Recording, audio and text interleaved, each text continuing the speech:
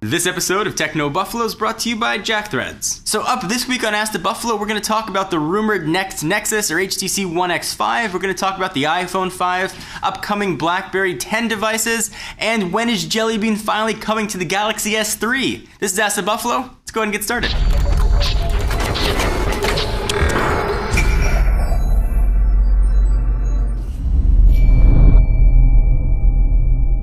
User Matthias Bulk asked, now that you've reviewed the iPhone 5, what's your daily driver? So in this industry, the term daily driver means the phone that we're carrying with us in our pockets. Generally, we have new phones that we're testing and reviewing that tend to be our daily drivers. I'm gonna try and use the iPhone 5 for a while. I miss using iOS. In particular, I miss the app experience. I think the applications, when they're being only developed for really one phone, and I guess now maybe one or two screen sizes, really is a tremendous application experience. And the breadth of apps that are in the App Store, I think, is really hard to match. So I'm sort of enjoying a refresher of the apps that are found in the iPhone 5. Once the Galaxy Note 2 comes out and we get it in our offices, I'll probably try using that for a little while. And ultimately, I'll probably end up going back and forth between an Android device and an iOS device. And hopefully I'll be able to throw in a Windows Phone 8 device in there and maybe a new, fingers crossed, sometime in 2013, BlackBerry 10 device. Hopefully that helped answer your question. User Andrew Baxendale asked, hey John, do you think the upcoming BlackBerry 10 devices are enough to save RAM? So enough to save RAM, I think only time is going to tell, but I will say the upcoming devices look awesome.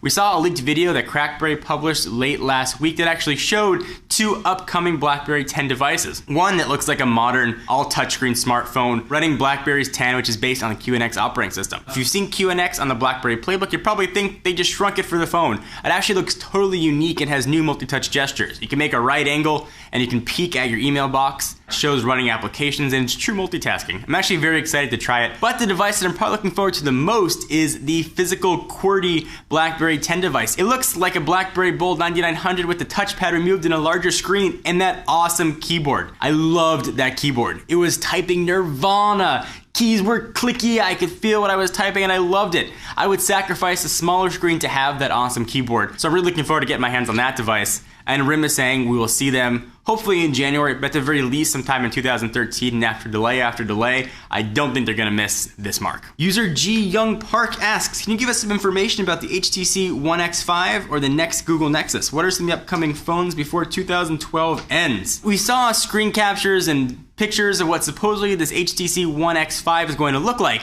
It's got the 5, it's gonna have a 5-inch screen, it's gonna be powered by a new quad-core Snapdragon chip, 2 gigs of RAM, 1080p display, and hopefully a really beefy battery, and running Android Jelly Bean. But the juicy rumor here is that it actually might not be HTC Sense on top of it. It might be pure, unadulterated, awesome, naked Android in the guise of the next Nexus, probably called the Nexus 5.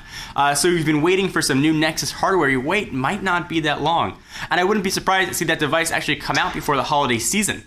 Usually October, November in particular is really a prime buying time in the US right after Thanksgiving, and I expect to see this new phone come out sometime before then. So devices coming out before the 2012, the ones I'm looking forward to the most, Lumia 920, HTC 8X, Galaxy Note 2 are probably the three that I'm most excited about. The iPhone 5 was on that list, but it's already here and you can go ahead and pick one up. So hopefully that helps answer your question. So as you can tell by my plain gray t-shirt, I've got a really keen sense of style. I love to go shopping. It's my favorite thing in the world.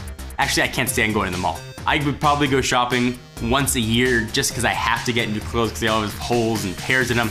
I hate shopping. If you're like me, you want to give JackThreads a try. Only suckers pay full price. If you love alternate apparel brands like Kid Robot, Hurley, and Stussy but hate wasting your cash on them, listen up. You can score these premium brands up to 80% off. There's a new invite-only shopping club just for guys called JackThreads, serving up street, skate, and surfwear brands at prices that will literally melt your brain. There's a waitlist to join, but if you head to jackthreads.com/techno, you can get instant access right now. jackthreads.com/techno to give it a shot. User Drew1295 asks, I am a Samsung GS3 user and absolutely love the handset. However, I'm tired of waiting for the Jelly Bean update. I'm very interested in rooting and custom ROMs. What are your honest opinions? First off, you haven't been waiting that long. The device hasn't been out more than a few months, but I understand wanting the latest and greatest. Some of the unlocked versions, international variants of the Galaxy S3 already have over-the-air Jelly Bean updates, so presumably the US carriers are testing it right now. So if you want the pure TouchWiz Jelly Bean interface, then just wait a few more weeks, probably a month, and you'll be able to get it.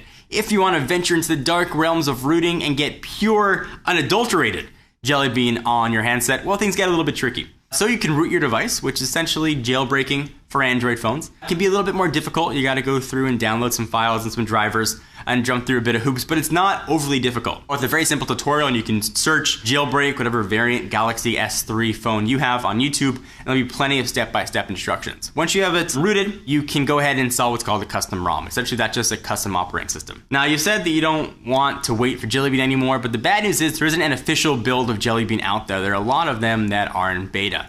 The biggest one is done by the Cyanogen team. It's called Cyanogen Mod 10, or commonly abbreviated as CM10.